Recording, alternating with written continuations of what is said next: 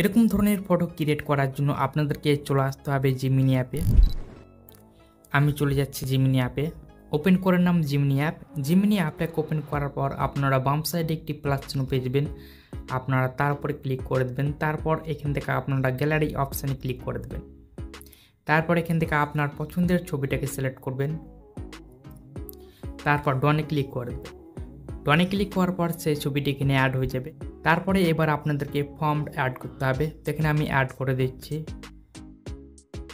আমি যে ফর্মটি অ্যাড করলাম আপনারা পেয়ে যাবেন আমার ভিডিও ডেসক্রিপশন বক্সে, আপনারা কপি করে এখানে পেস্ট করে দেবেন। তারপর এখানে আপনারা কিছু করবেন না, জাস্ট আপনারা সেন্ড বাটনে ক্লিক করে দেবেন।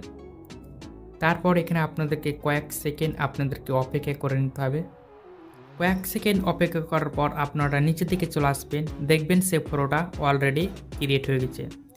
এটা হচ্ছে অরিজিনাল ছবি এবং এটা হচ্ছে সেই এডিট করা ছবি। আপনারা সেই ছবির উপরে ক্লিক করে দেবেন, তারপর অ্যারো অপশানে ক্লিক করে সেটাকে ডাউনলোড করে নেবেন।